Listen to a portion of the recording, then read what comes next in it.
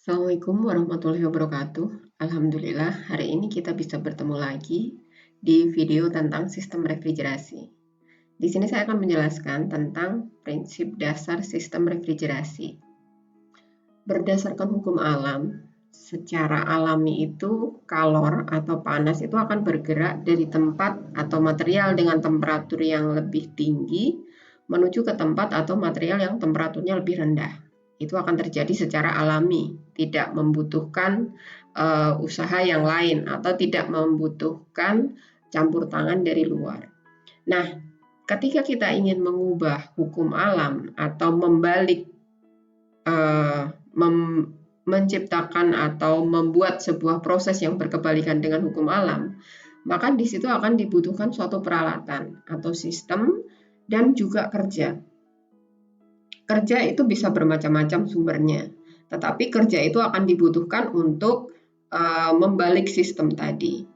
Nah, aplikasi sistem refrigerasi itu sangat banyak. Ada di kehidupan kita sehari-hari maupun yang ada di industri. Di kehidupan kita sehari-hari misalnya sistem refrigerasi itu kulkas, kemudian freezer, kemudian AC, kemudian misalnya di rumah sakit itu yang diterapkan untuk pengkondisian udara di rumah sakit, penyimpanan obat-obatan atau vaksin misalnya, kemudian tempat penyimpanan mayat, kemudian sebagai utility di dalam sebuah proses di industri, katakanlah misalnya di industri elektronik, kemudian industri makanan dan lain sebagainya, itu banyak sekali.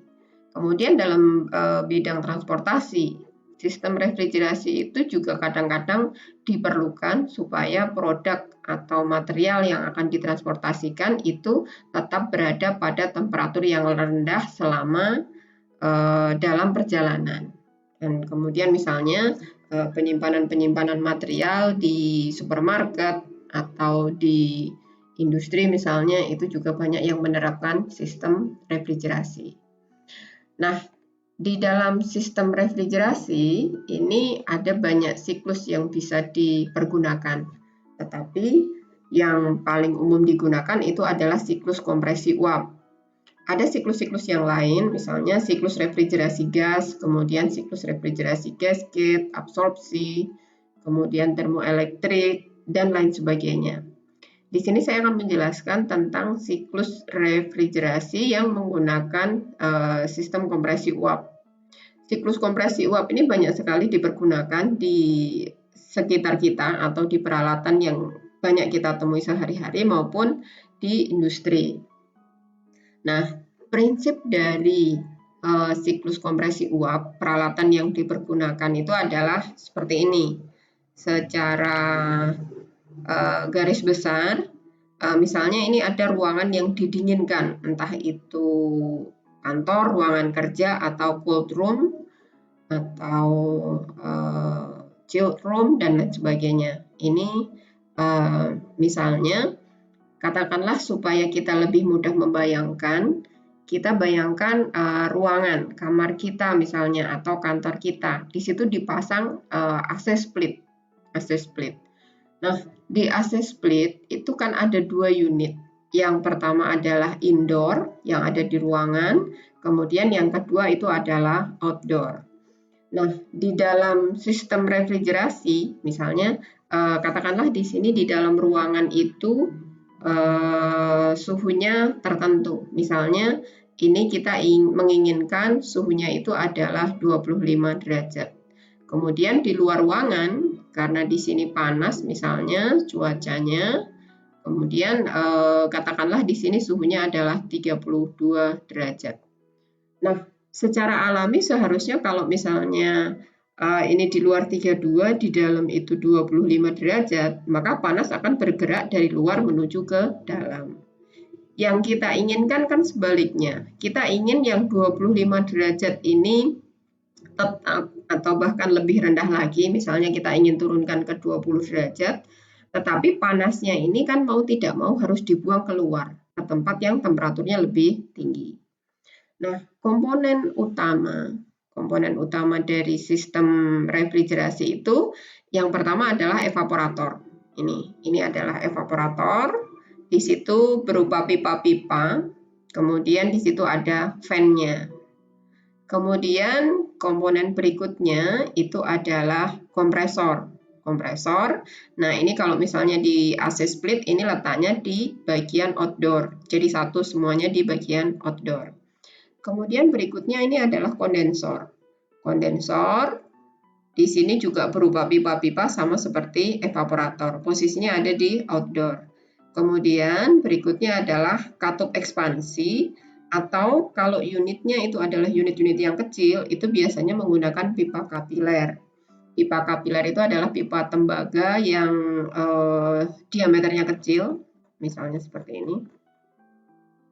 Nah ini, yang ini adalah pipa kapiler. Untuk unit-unit kecil biasanya tidak menggunakan katup ekspansi, tetapi berupa pipa kapiler. Nah, misalnya ini kulkas ya, kulkas. Evaporator itu berarti itu adalah pipa-pipa ini. Ini adalah evaporatornya. Kemudian di situ diberikan fan untuk menghembuskan udara dingin ini keluar. Kemudian kondensor tadi posisinya ada di luar. Nah, ini fungsinya untuk membuang panas. Tadi kan panas yang ada di dalam ruangan harus dibuang keluar ruangan. Nah, yang membuang itu adalah kondensor ini. Kemudian ada kompresor yang berfungsi untuk menaikkan tekanan dan juga mengalirkan fluida yaitu refrigeran. Kemudian di sini ada fan, fungsinya untuk menghembuskan udara supaya proses perpindahan panas di kondensor ini bisa terjadi dengan lebih cepat atau lebih baik. Ini adalah komponen utama dari sebuah sistem refrigerasi. Nah, kemudian karena panas tadi harus dibuang keluar, panasnya harus dibuang keluar, berarti harus ada suatu media atau fluida yang bertugas untuk membawa panas itu keluar. Di sini fluidanya yang biasa kalau di bahasa pasaran itu adalah freon, atau kalau istilah sebenarnya itu adalah refrigeran. Nah, ini adalah fluida yang mengalir di pipa-pipa di antara evaporator, kompresor, kemudian kondensor, dan katup ekspansi. Jadi, fluida kerja yang bertugas memindah-mindahkan panas ini tadi adalah refrigeran atau freon tadi. Kemudian freon yang mengalir di pipa-pipa ini bisa berada pada fase cair dan bisa juga berada pada fase gas. Ketika misalnya pertama kali kita mulai dari evaporator. Jadi yang mengalir masuk ke dalam evaporator ini adalah refrigeran atau freon. Mungkin lebih tepatnya saya akan menggunakan istilah refrigeran. Refrigeran ini akan masuk ke dalam evaporator itu dalam fase campuran. Jadi ada sebagian yang masih cair, ada sebagian yang sudah berupa uap. Nah, kemudian ketika mengalir di dalam evaporator ini, istilahnya adalah evaporator atau di sini fungsinya adalah untuk menguapkan atau evaporate, menguapkan. Freon ini, refrigeran ini suhunya rendah. Misalnya di AC split katakanlah itu suhunya 10 derajat. Nah, ini misalnya masuk itu 10 derajat. Kemudian di evaporator ini akan terjadi pertukaran kalor. Jadi misalnya di dalam ruangan suhunya 25 derajat. Ini akan diisap masuk ke evaporator, ketemu dengan refrigeran yang suhunya 10 derajat. Kemudian karena refrigeran ini bertemu dengan udara yang temperaturnya lebih tinggi, kemudian dia fasenya sudah melewati cair jenuh, maka kemudian evaporator ini refrigeran itu akan menguap. Untuk menguap, supaya satu fluida itu bisa menguap, itu kan dibutuhkan panas. Nah, panas untuk menguapkan refrigeran itu berasal dari panas udara yang mengalir di antara evaporator. Sehingga refrigerannya ini nanti akan menguap kemudian udaranya akan berubah menjadi lebih rendah temperaturnya atau menjadi lebih dingin karena panasnya sudah diberikan kepada refrigeran. Nah, kemudian udara dingin ini akan dihembuskan keluar dari evaporator, sehingga yang keluar dari AC split itu ada dari unit indoornya itu adalah udara yang temperaturnya sudah turun. Misalnya katakanlah ini keluar itu di suhu katakanlah 14 derajat. Kemudian nanti akan terjadi pertukaran kalor dengan material-material di bangunan, manusia, dan lain sebagainya, sehingga bisa mencapai suhu yang diinginkan sesuai dengan setting dari remote control-nya. Nah, kemudian apa yang terjadi dengan refrigeran yang tadi sudah menguap? Refrigeran yang tadi sudah menguap, kemudian fasenya ini adalah fase gas. Ini nanti akan dialirkan keluar dari ruangan ke unit outdoor. Nah, ketika keluar, ini nanti akan dinaikkan tekanannya. Tekanannya akan dinaikkan supaya udara luar itu bisa mendinginkan evaporator, bisa mendinginkan refrigeran. Jadi, tadi kan ini dari pertama itu campuran, kemudian menguap. Menguap berarti ini kan tadi mengambil panas dari udara. Berarti refrigeran yang keluar ini membawa panas dari ruangan. Membawa panas dari ruangan keluar. Nah, katakanlah misalnya di luar ini suhunya adalah 32 derajat. Kemudian ini tadi 10 derajat, masuk 10 derajat refrigerannya. Kemudian keluar ini juga masih temperaturnya hampir sama atau naik sedikit. Katakanlah ini misalnya temperaturnya adalah 12 derajat. Ini kan tidak mungkin didinginkan atau panasnya dibuang ke tempat yang temperaturnya itu 32 derajat. Supaya panasnya bisa dibuang di tempat yang temperaturnya 32 derajat ini, maka refrigeran ini harus dinaikkan temperaturnya. Bagaimana cara menaikkan temperaturnya? Itu adalah dengan cara menaikkan tekanan. Kalau kita ingat di materi termodinamika, temperatur dan tekanan itu sebanding. Ketika tekanannya naik, maka temperaturnya juga akan naik. Nah, supaya ini temperaturnya itu bisa naik lebih tinggi dari temperatur udara ruangan, maka ini harus dikompresi. Sekaligus ini supaya memiliki tekanan dan bisa mengalir sepanjang sistem. Nah, kemudian setelah ini dinaikkan tekanannya, temperatur juga akan naik. Katakanlah di sini setelah melewati kompresor itu misal temperaturnya adalah 70 derajat. Nah, kalau refrigeran ini berisi memiliki temperatur 70 derajat, kemudian dia harus didinginkan dengan udara yang temperaturnya 32, ini kan sangat memungkinkan, sehingga kemudian bisa didinginkan dengan udara yang temperaturnya 32 derajat ini, dihembuskan dengan fan di sini. Sehingga kalau Anda melewati outdoor, itu akan terasa lebih panas, karena ini sedang membuang kalor yang berasal dari ruangan, ditambah kalor yang timbul selama proses kompresi. Nah, kemudian ini proses pendinginannya terjadi di kondensor. Ketika melewati pipa-pipa di kondensor, ini akan terjadi proses pendinginan. Nah, kemudian ini tadi fasenya adalah gas, temperaturnya sudah tinggi, tekanannya juga tinggi. Nah, kemudian kalau misalnya ini setelah proses di kondensor, katakanlah ini memiliki temperatur misalnya 36 derajat. Nah, kalau 36 derajat ini harus digunakan untuk mendinginkan ruangan yang udaranya saja sudah temperaturnya 25 derajat. Ini kan tidak mungkin. Supaya memungkinkan mendinginkan udara di dalam ruangan ini, maka ini temperaturnya harus diturunkan dari 36 derajat ini. Bagaimana cara menurunkan temperaturnya? Yaitu dengan cara menurunkan tekanan. Tekanan bisa diturunkan misalnya dengan menggunakan katup ekspansi. Jadi diekspansikan sehingga tekanan akan turun, atau menggunakan pipa kapiler. Pipa kapiler itu kan diameternya sangat kecil. Dari diameter pipa kondensor yang tadinya besar misalnya, kemudian tiba-tiba itu akan menjadi kecil.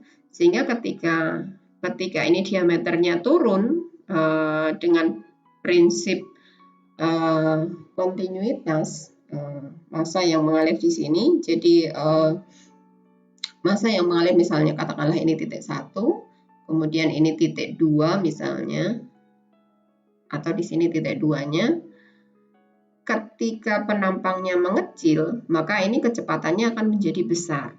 Energi kinetiknya naik. Nah, energi kinetik naik ini berarti kan ada energi lain yang diubah menjadi energi kinetik, yaitu energi tekanan. Sehingga nanti tekanannya akan turun ketika terjadi penurunan penampang ini. Penurunan penampang pipa ini akan menyebabkan tekanan menjadi turun.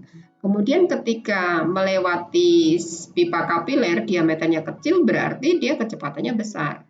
Ketika kecepatannya besar, di situ akan terjadi losses, karena losses itu sebanding dengan F dikalikan P kuadrat per 2G.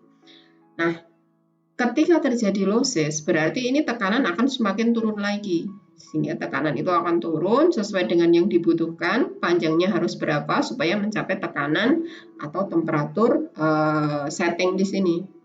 Misalnya ini dari 36 ke 10 derajat. Berarti ini akan diturunkan dari sepanjang titik 1 sampai ke titik, misalnya ini 3. Dari titik 1 melewati titik 2, kemudian ke titik 3, ini akan terjadi penurunan tekanan. Penurunan tekanan yang disebabkan karena adanya losses. Losses ketika ini tiba-tiba turun, kemudian melewati pipa yang kecil. Nah, tekanan turun ketika keluar dari expansion valve atau pipa kapiler.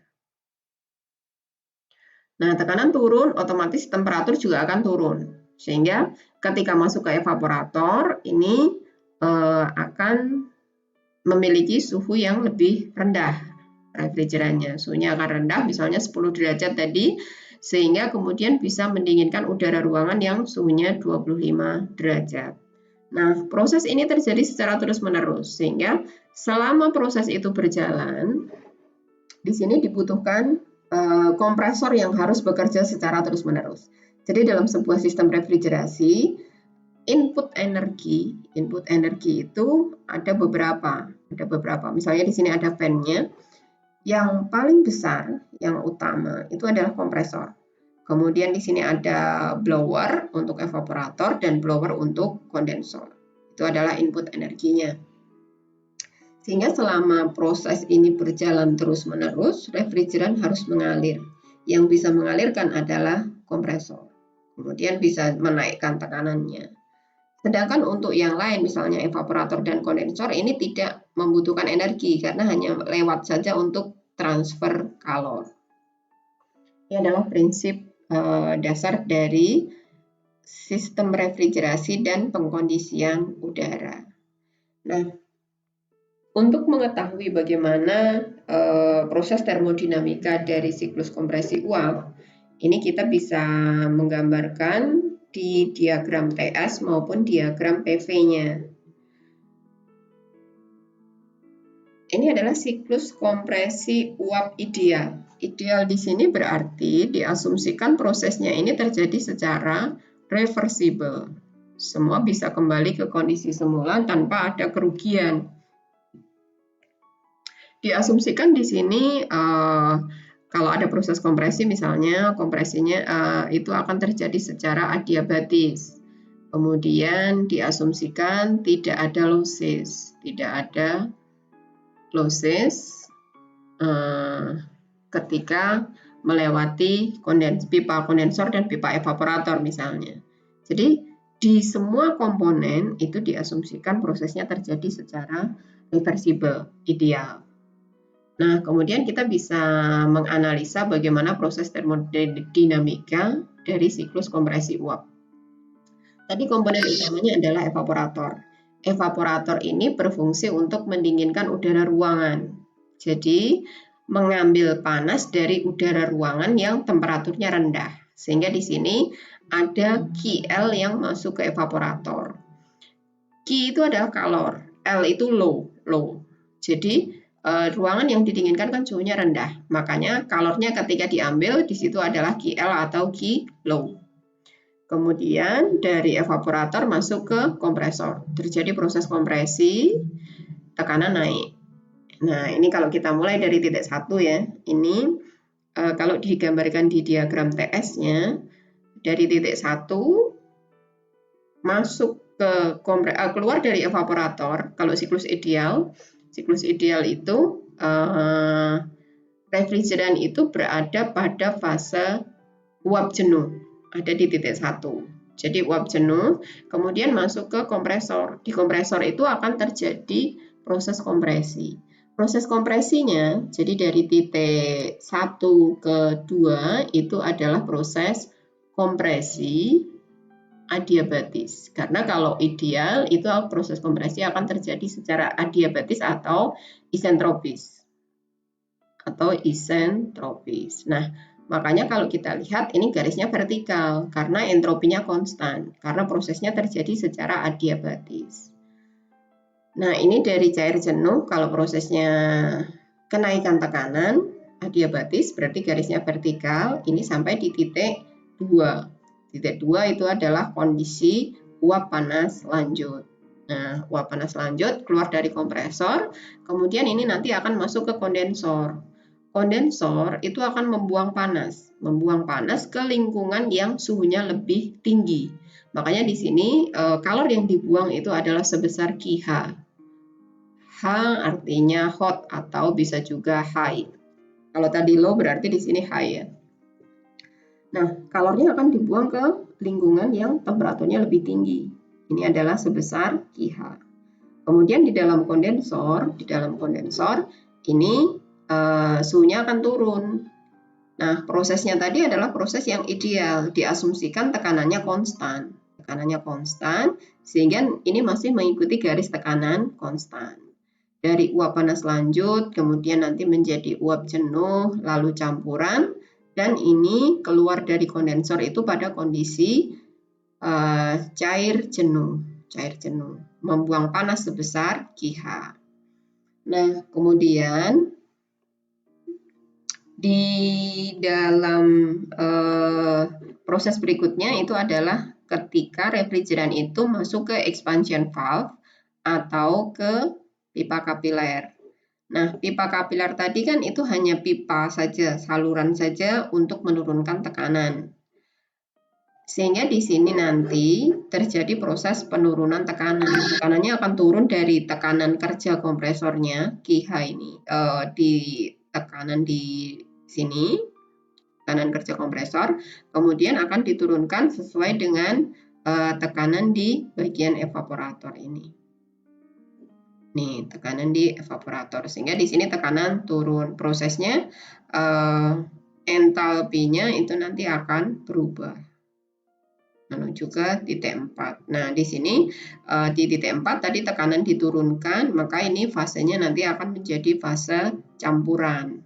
Tekanannya turun, fasenya menjadi fase campuran, dan di evaporator ini nanti akan mengalir bertemu dengan udara yang temperaturnya sama dengan temperatur ruangan tadi, panasnya diambil sehingga kemudian refrigeran itu akan menguap di dalam evaporator. Demikian prosesnya itu terjadi secara terus-menerus. Ini tadi 2-3 itu adalah proses pembuangan panas. Pembuangan panas terjadi pada P konstan. Kemudian dari 3 ke 4 itu adalah proses ekspansi.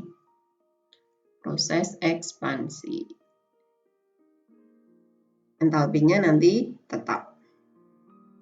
Kemudian dari 4 ke 1 itu adalah proses pemasukan panas. Penguapan atau pemasukan panas. Panas dimasukkan dari mana? Dari ruangan. Dan kemudian panas tadi akan digunakan untuk menguapkan refrigeran. Itu gambaran siklus secara garis besar ketika digambarkan di diagram TS. Nah, bisa juga. Nah, sekarang perhitungannya. Bagaimana rumus untuk analisa termodinamik dari siklus kompresi uap? Kalau misalnya ini saya gambarkan pada diagram yang lain, yaitu diagram pH. Karena nanti ketika kita akan mencari properti dari refrigeran, itu kita bisa menggunakan dua cara, yaitu dengan menggunakan tabel dan bisa juga dengan menggunakan diagram Molir. Diagram Molir untuk jenis refrigeran yang dipergunakan. Kita akan menganalisa satu-satu. Misalnya di sini kita buat dalam kondisi spesifik ya. Spesifik artinya persatuan massa. Kita ingat lagi persamaan untuk hukum kekekalan energi. Hukum kekekalan energi bisa dilihat di slide atau di video saya yang lain tentang termodinamika ya.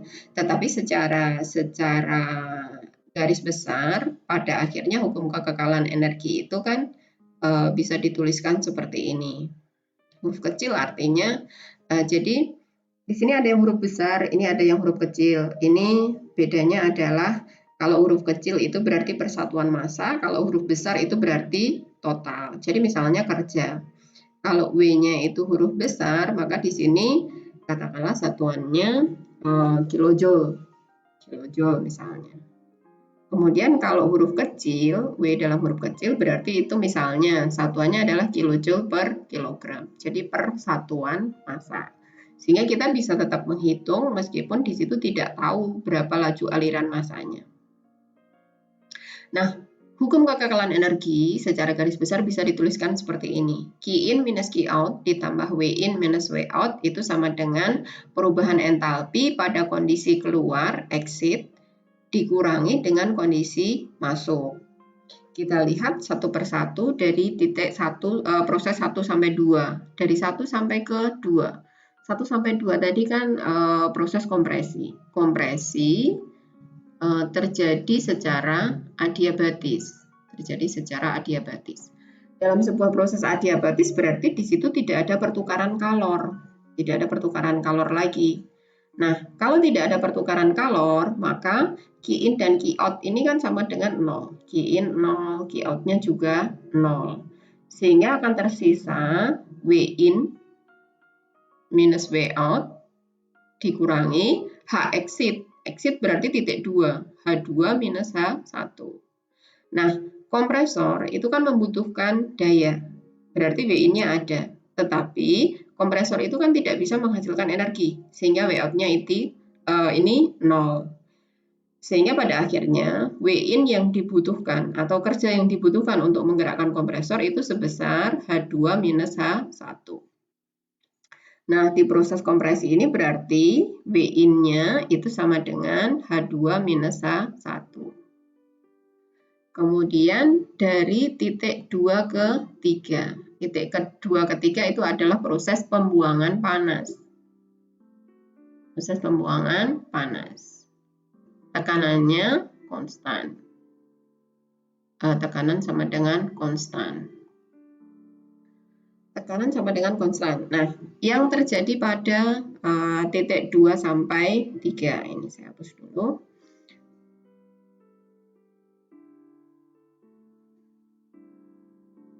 2 sampai 3. Nah, di titik 2 sampai 3, proses pembuangan panas. Tentunya Q-nya ada. Kalau ini membuang, berarti kan tidak ada panas yang dimasukkan. Berarti Q in-nya itu sama dengan 0. Q out-nya ada, min Q out. Kemudian, karena itu refrigeran itu hanya lewat saja, kondensor itu kan tidak membutuhkan energi, sehingga tidak ada W in. Kondensor juga tidak bisa menghasilkan energi. W out-nya sehingga sama dengan 0. Sehingga di sini minus Q out itu sebesar H exit itu H3 minus H2. H3 minus H2. Nah, karena ini minus Q out kan mungkin agak tidak lazim, kita bisa ini kalikan min 1, kalikan min 1, kali min 1, sehingga ini Q out itu sama dengan, ini dibalik berarti H2 minus H3. Berarti berapa panas yang dibuang di kondensor? Itu sebesar H2 minus H3. Q out itu sama dengan H2 minus H3. Kemudian proses berikutnya dari 3 sampai ke 4. Ini adalah proses penurunan tekanan, proses ekspansi ya, atau penurunan tekanan.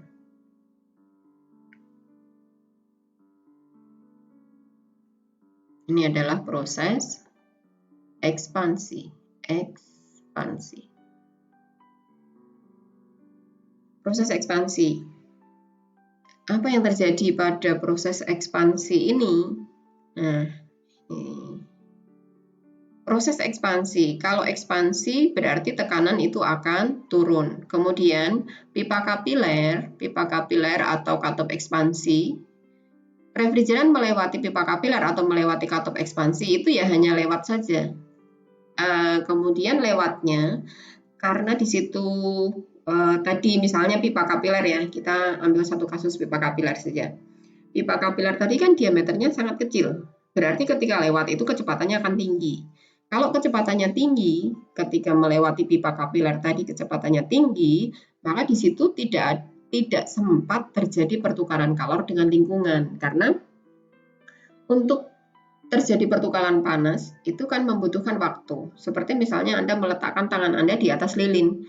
Kalau lama didiamkan di api lilin itu pasti panas. Tapi kalau misalnya hanya digerakkan melewati api, itu kan tidak panas. Karena tidak sempat terjadi pertukaran kalor antara api dengan tangan Anda.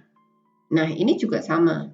Ketika melewati pipa kapiler antara 3 dan 4, di sini tidak sempat terjadi pertukaran panas.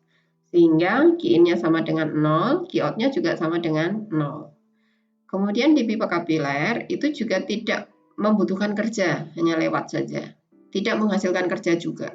Sehingga di sini 0. 0 sama dengan H exit-nya adalah H4, H inlet-nya itu adalah H3. Sehingga dari sini H3 itu sama dengan H4. Entalpinya sama antara titik 3 dan titik 4. H3 sama dengan H4.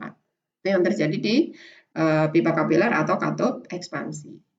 Kemudian proses dari 4 ke 1. Proses dari 4 ke 1 itu adalah proses pemasukan panas. Proses pemasukan panas atau penguapan dari 4 ke 1. Nah, ini sama saja dengan QH ya. Ini sama dengan QH.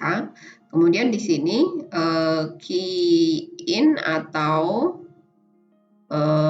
QL atau di sini bisa juga QL.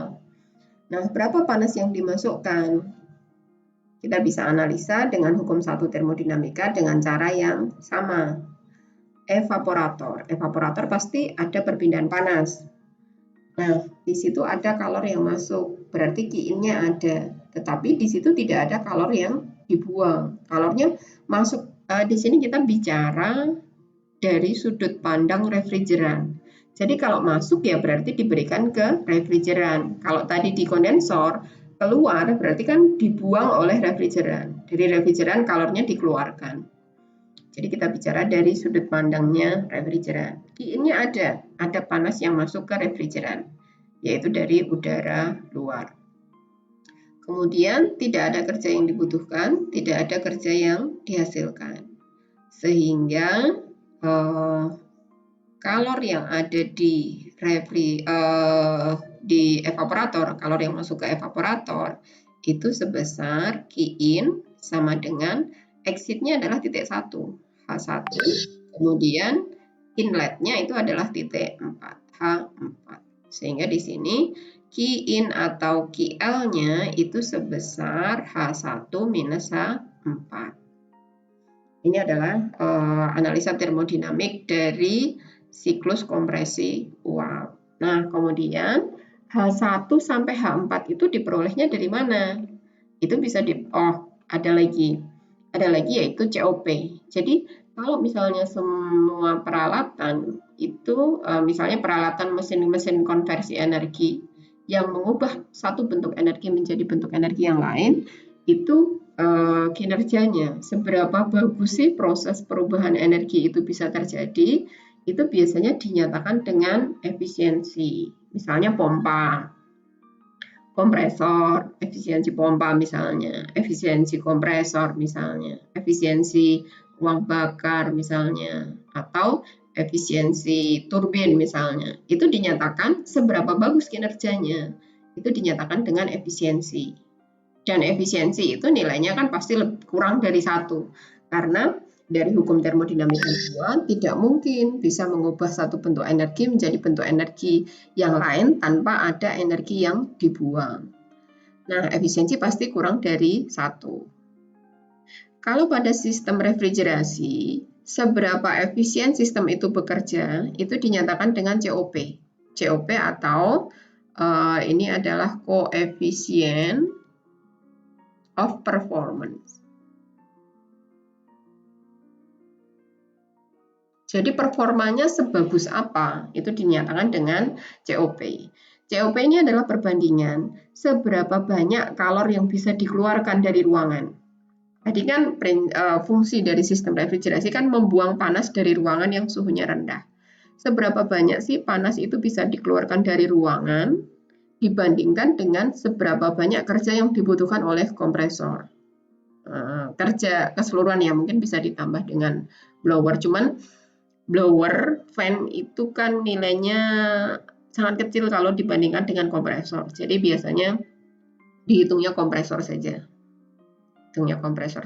Kecuali ya bisa diketahui berapa daya blower, daya fan-nya itu bisa diketahui. Nah, di sini kita bicara kompresor saja. Karena yang dihitung, yang mudah dihitung dari sudut pandang refrigeran itu kan kompresor ya. Nah, di sini COP adalah perbandingan antara seberapa banyak panas itu bisa dikeluarkan dari ruangan dibandingkan dengan seberapa banyak daya yang dibutuhkan untuk menggerakkan sistem. Tadi GL itu di bagian evaporator ini di bagian evaporator.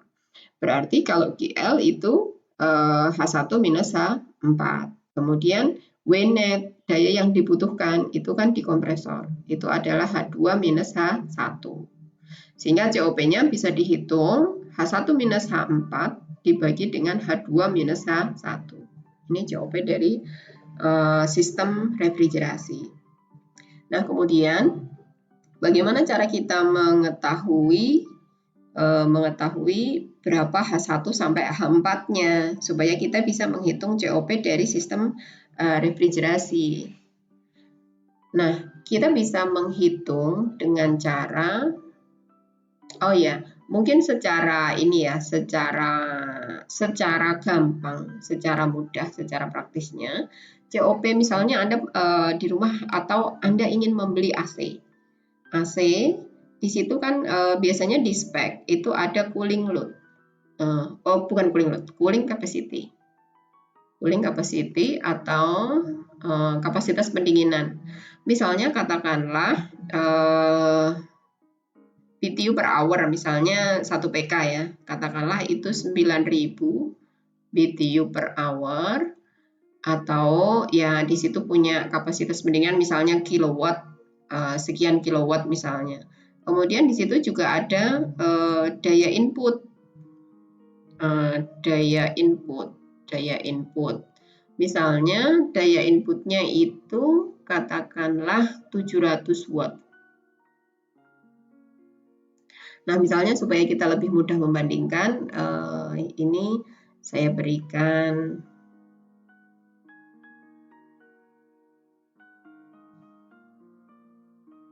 misalnya di sini cooling capacity-nya adalah 2800 watt.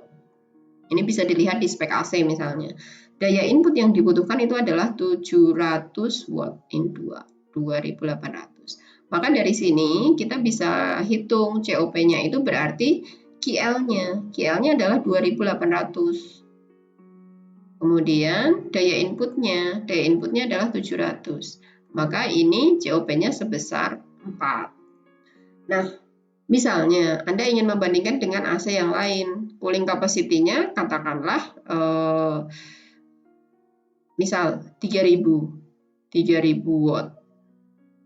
Kemudian daya yang dibutuhkan itu sama 700 watt atau Atau sebaliknya misalnya untuk PK yang sama, AC yang satu itu sama, cooling capacity-nya 2800. Ini 2800 watt. Nah, kemudian satu lagi misalnya kok AC itu butuh dayanya 800 watt. Nah, berarti dari sini COP misalnya ini AC A, ini AC B. Ini berarti 2800 dibagi 800 dibagi 800 watt. Berarti ini kan sekitar 3, sekian. Berarti ini COP-nya lebih besar dibandingkan dengan AC A misalnya, lebih besar COP-nya dibandingkan dengan AC B. Karena ini COP-nya lebih tinggi. COP-nya lebih tinggi dibandingkan dengan AC B. Atau bisa dikatakan AC B itu lebih boros energi. Lebih boros energi dibandingkan dengan AC A. Karena untuk cooling capacity yang sama, dia membutuhkan energi yang lebih besar. Ini berkaitan dengan coefficient of performance. Nah, kemudian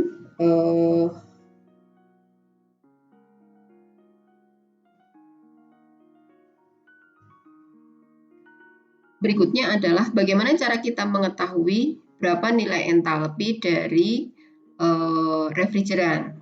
Nah, nanti Anda bisa melihat diagram molar dari berbagai jenis refrigeran. Biasanya setiap jenis refrigeran itu ada tabel dan juga ada diagram molirnya. Kalau itu ada tabelnya, Anda berarti tinggal membaca saja. Untuk membaca, bagaimana membaca tabel uap bisa dilihat di video saya tentang cara membaca tabel uap. Nah, kemudian kalau menggunakan diagram molir, diagram molir ini terdiri dari berbagai properti yang dimiliki oleh refrigeran. Di sini sumbu Y-nya itu adalah tekanan. Di sini kebetulan saya ambil salah satu refrigerannya adalah R290 atau di sini adalah propana. Misalnya musikul itu komponen utamanya adalah propana, sehingga kita bisa menggunakan R290 ini. Nah, di sini kemudian sumbu Y-nya tadi itu adalah tekanan dalam satuan MPa. Kemudian sumbu X-nya ini adalah entalpi. Ini bisa dilihat di bawah dan di atas. Tergantung di mana titiknya, mana yang paling dekat. Kemudian ini juga sama, ini masih tekanan. Kemudian di sini ada temperatur. Nah, temperatur itu ditunjukkan katakanlah ini, garis yang merah ini. Ini sepanjang garis yang saya tunjuk dengan kursor ini atau yang merah ini, temperaturnya sama. Nah, dari sini kemudian dia akan belok ke sini, garis yang bawah ini. Ini menunjukkan temperatur yang sama. Misalnya temperatur 0 derajat. 0 derajat saya akan tandai dengan warna kuning ini. 0 derajat itu berarti ini dari sini ke bawah, kemudian ke arah sini, kemudian ini yang agak melengkung ini ke bawah. Nah, ini semuanya temperaturnya adalah 0 derajat. Kalau misalnya tadi keluar kompresor suhunya 70, berarti itu mengikuti garis ini, 70. Nah, ini. Salah ini. Agak meleset. 70 itu garisnya adalah ini. Kemudian ini mendatar ke sini, kemudian ini melengkung mengikuti garis ini. Nah, ini sudah ada angkanya, ini adalah untuk temperatur 70 derajat. Kemudian di sini ada densitasnya. Jadi densitasnya itu yang putus-putus ini. Putus-putus ini adalah densitas, misalnya 200 kg per meter kubik, densitas refrigeran. Kemudian di sini ada garis untuk entropi konstan. Garis entropi konstan itu adalah ini. Nah, ini entropinya sama. Kalau Anda ingin menggambarkan, prosesnya terjadi pada entropi konstan. Entropi konstan berarti digambarkan di garis ini. Nah, ini adalah properti-properti yang ada di diagram molir. Kemudian cara membacanya, kalau ingin tahu entalpinya berapa, ya ini tinggal ditarik garis ke atas. Entalpinya berapa, tinggal ditarik garis ke atas. Kemudian nanti mungkin kita coba dengan satu kondisi dari sebuah sistem refrigerasi siklus kompresi uap yang bekerja pada kondisi ideal.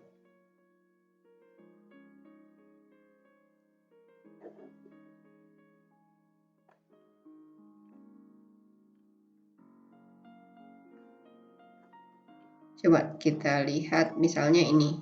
Sebuah kulkas menggunakan refrigeran, katakanlah ini R290 ya. Misalnya kita lihat saja antara tekanan 0,1 dan 0,8 MPa misalnya. Katakanlah tekanannya yang tekanan rendah, berarti evaporatornya tadi adalah 0,1 dan 0, atau 1 lah, misalnya di sini kita pun 1 mungkin.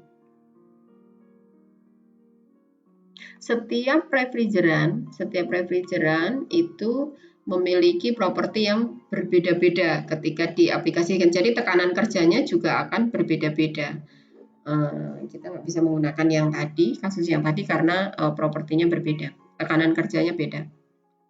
Nah, sekarang misalnya kita ambilkan contoh, misalnya sebuah sistem refrigerasi itu bekerja di antara tekanan misalnya 0,2, misalnya refrigerannya adalah R290, kemudian itu tekanan evaporatornya 0,2 MPa, kemudian tekanan kondensornya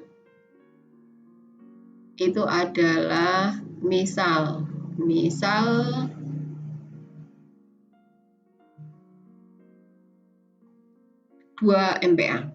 2 MPa. Nah, misalnya seperti ini. Berarti kalau misalnya itu menggunakan siklus ideal, kita bisa gambarkan, katakanlah,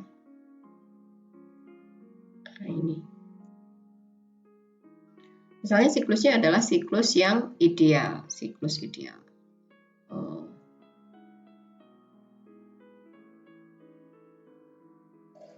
Siklus ideal, misalnya di antara 0,2 MPa. 0,2 MPa berarti ini kan di sini. Nah, berarti kondisi uap jenuhnya di titik ini. Di titik ini uap jenuh. Nah, kemudian proses kompresi. Proses kompresinya berarti ke tekanan 2 MPa. Kita bisa gambarkan 2 MPa itu di sini. Kita garis tarik garis lurus. Kemudian kalau prosesnya ideal berarti prosesnya itu isentropis. Kalau isentropis berarti dia akan mengikuti garis entropi konstan. Kalau garis entropi konstan berarti ini kita tinggal tarik garis ke sini. Nah, ini agak sulit. Tapi yang jelas ini sejajar dengan ini. Sejajar dengan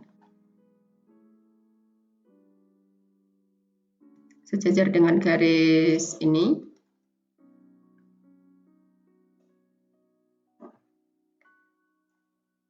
Atau mungkin saya menggunakan yang lebih besar ya. Nah, sejajar dengan garis ini.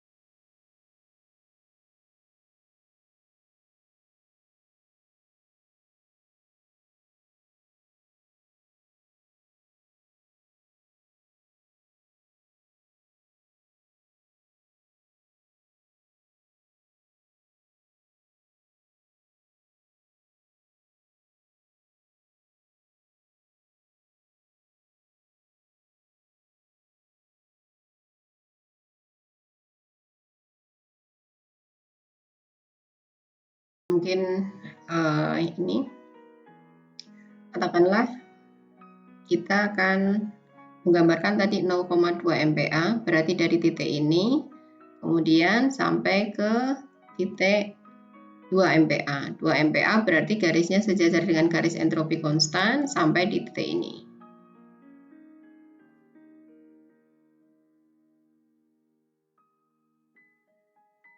Nah, berarti sampai di titik ini.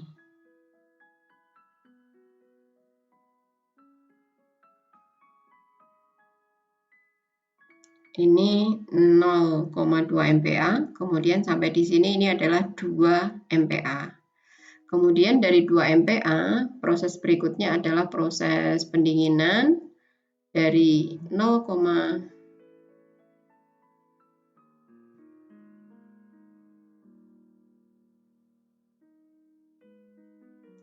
dari 2 MPa, kemudian mengikuti garis sampai ke kondisi cair jenuh. Sampai di titik ini berarti. Sampai di titik ini, kemudian proses di expansion valve. Di expansion valve berarti dari kondisi cair jenuh ini kita tarik garis vertikal sampai ke tekanan 0,2 MPa. Nah, misalnya ini di sini.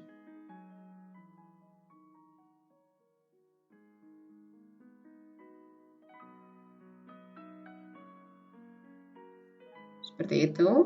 Kemudian berikutnya di evaporator. Di evaporator berarti garisnya ini.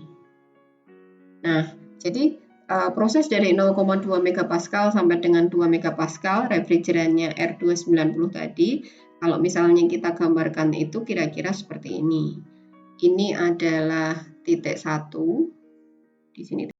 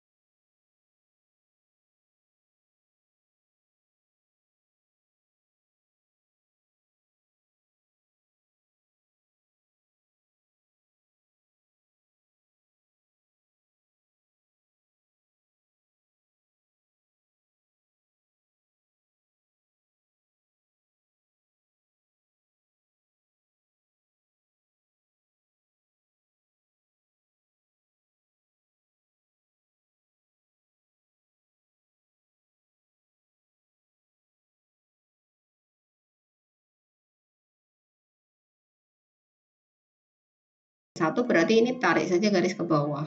Nah, ini ketemunya di mana? Sesuaikan dengan garis entalpi. Entalpi itu berarti kan, nah berarti kira-kira di sini antara 500 sampai 600. Ini ada 5 garis, 500, kemudian di sini 20.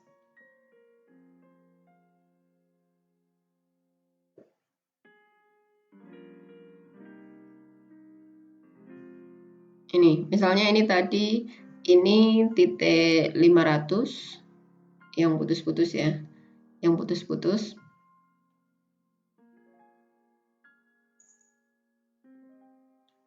Nah, di sini 500, kemudian atau mungkin di sini lebih kelihatan 500, antara 500 dengan 600. 500, 520, 40, kemudian 60, 80.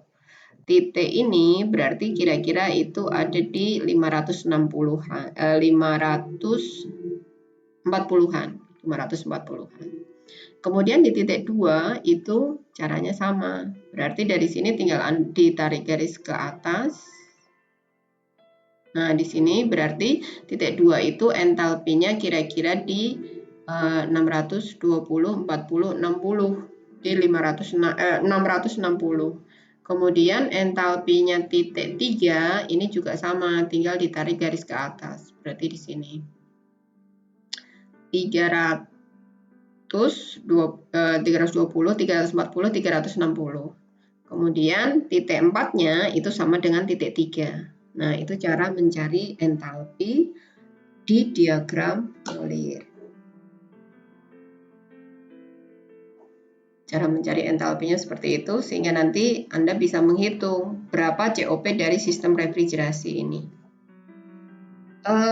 Kemudian ini hampir sama tadi misalnya secara komponen realnya seperti apa. Tadi kan komponen-komponen utamanya itu ada evaporator. Misalnya ini saya menggunakan contoh kulkas ya, evaporator. Kulkas 2 pintu. Ini ada evaporator. Evaporator itu yang asalnya yang menghasilkan udara dingin, Refrigeran mengalir di evaporator tadi menguap ya, sehingga kemudian udara akan menjadi dingin. Nah, di sini akan dikeluarkan nanti dari bagian atas freezernya ini, udara nanti akan dibagi, mayoritas masuk ke freezer sehingga ini bisa membeku, kemudian sebagian lagi dialirkan ke bagian chilled room-nya yang ada di bawah. Ini evaporator, ada blowernya supaya udara bisa dihembuskan keluar. Ini evaporator. Kemudian dari evaporator akan masuk ke kompresor. Kompresor itu yang ada di bagian belakang kulkas yang berwarna hitam ini. Ini adalah kompresornya. Kemudian dinaikkan tekanan, kemudian nanti akan dialirkan ke kondensor. Kondensor itu dia yang terletak di bagian belakang, atau kalau yang sekarang mungkin kebanyakan di bagian samping ya. Ya ada mungkin yang di belakang dan di samping kulkas. Makanya kalau dipegang itu kan terasa panas karena di situ harus membuang panas. Ini ke kondensor. Nah, membuang panas. Kemudian dari kondensor ini nanti akan masuk ke katup ekspansi, atau di sini menggunakan pipa kapiler bagian ini. Dari pipa kapiler nanti akan mengalir masuk ke evaporator. Demikian seterusnya, sehingga ketika kulkas itu dioperasikan atau AC misalnya, ya ini kompresor akan bekerja terus-menerus ketika suhu belum tercapai. Ketika suhu sudah tercapai, kompresor akan berhenti dan akan bekerja lagi ketika nanti suhu tidak tercapai atau turun misalnya. Naik ya, bukan turun. Itu kira-kira. Kemudian untuk AC itu juga sama, tadi prinsipnya sudah dijelaskan di depan di awal. Itu untuk kondisi realnya seperti ini. Nah, kemudian tadi di pembahasan kita ini adalah siklus kompresi uap ideal. Siklus yang real atau yang aktual itu sedikit berbeda dengan siklus yang ideal. Karena untuk yang real itu pasti di situ ketika mengalir melewati pipa-pipa. Tadi kan di kondensor isinya pipa-pipa, kemudian melewati pipa kapiler ini juga pipa, evaporator isinya juga pipa. Pasti di situ akan terjadi penurunan tekanan ketika refrigeran mengalir melewati pipa. Kemudian di kompresor ini juga bekerjanya pasti tidak adiabatis. Tetapi di situ pasti ada kerugian-kerugian akibat proses gerakan kompresor dan lain sebagainya. Sehingga siklus yang aktual itu akan berbeda dengan siklus yang ideal. Nah, di sini kalau siklus ideal itu digambarkan dengan garis 1, 2, 3, 4, kemudian 6, kembali ke titik 1. Nah, ini untuk siklus aktual itu ada perbedaan. Dari 1 ke 2, ini kalau adiabatis seperti ini. Nah, untuk yang aktual ini ke 2 aksen. Garisnya jadi miring seperti ini. Kemudian habis itu di kondensor. Kondensor kalau ideal tidak ada losses meskipun melewati saluran. Padahal realnya pasti akan ada penurunan tekanan. Sehingga ini tekanannya akan turun. Kemudian dari 5 ke 6, di sini di pipa kapiler juga akan ada sedikit pergeseran.